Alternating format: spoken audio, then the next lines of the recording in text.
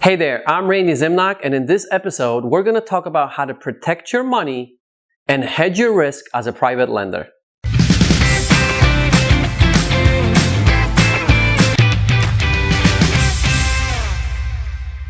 In the previous episode, I actually talked about 10 things that you should do in order to make a wise decision if you should lend on a flip, basically.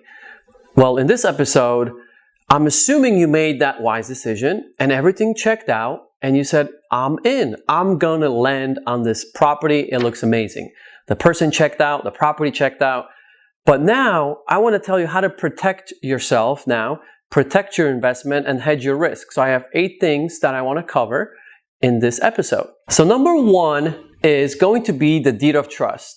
And it's basically a security against the loan that you're going to provide. So you actually have the asset as your security. So make sure you have a deed of trust. Number 2 is being listed as a mortgagee on the insurance policy. Okay?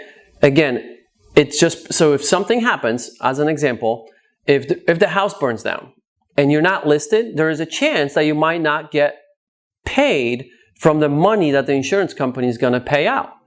But if you're the mortgagee and the third point on my list is a lost payee, you want to add lost payee on the insurance policy, that will protect you just in case there's a claim on the property. And if usually you get impacted if, let's say, the whole thing burns down, like I gave an example, because then insurance has to pay and they're going to look like, oh, by the way, there are lenders here and one of them is you. They're going to reach out to you and make sure that you get paid.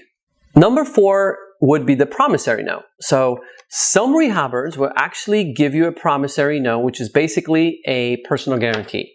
So if something happens with the flip and if things go sideways and there's no money left to pay all the lenders and you happen to be one of the lenders that will not get all of the money, then the promissory note could take effect and now you have a personal guarantee that that person will now owe you the money even when the asset sells for, let's say, a loss because you're not getting all the money.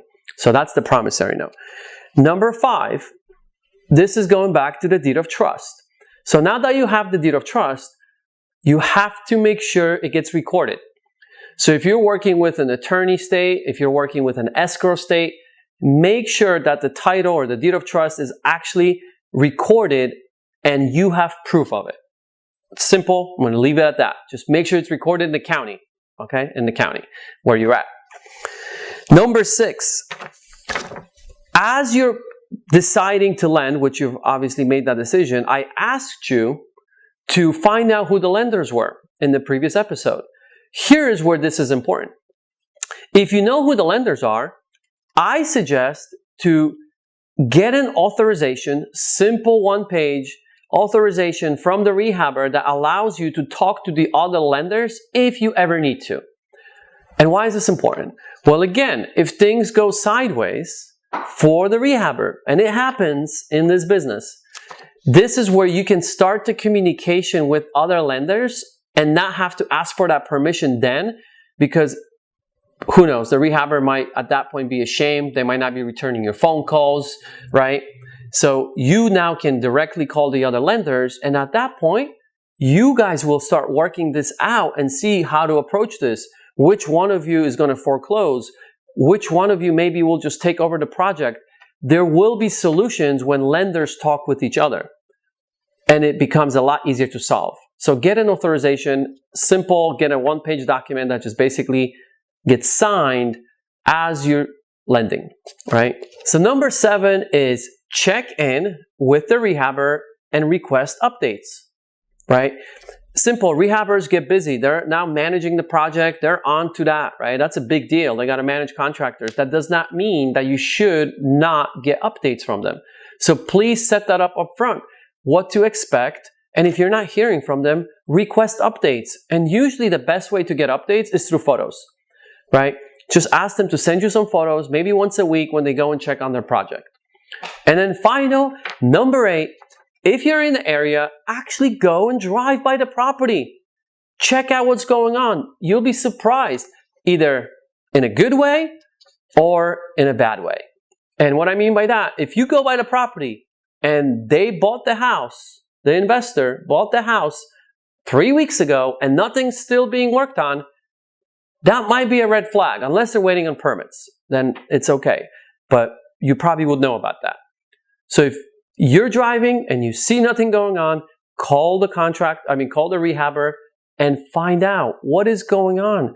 Ask questions. Don't just wait and assume everything's going to get worked out, right? You might have to, and this is again this isn't why you want to lend, but at some point, if things are really going sideways, you might have to step in and help this situation and find solutions, which is still better than just sit back and hope that they're going to solve it all on their own, because it's your money on the line, not theirs as much in most cases. So find a note. As you might probably know, I am not an attorney, okay? I am not giving you legal advice. This is all just suggestions from my experience of many years of lending, borrowing money. And honestly, this is what I suggest to my friends to do, to make that wise decision and understand how to protect their investment and hedge their risk at the end of the day. So this is not meant to sound negative, that private lending is negative in any way. It is still an amazing vehicle to make passive income. And that's how you create a win-win. Analyzing a property before you buy it is obviously very important. However, what I find that most people just do it wrong. And I know that alone, one mistake could cost you tens and thousands of dollars. It could literally cost you your business. And I don't want that to happen to you. So I created a step-by-step property analysis guide sheet to walk you through exactly what to look for to make sure your deal that you're looking at is worth buying. To get the property analysis guide sheet, just go to randyzimnoch.com.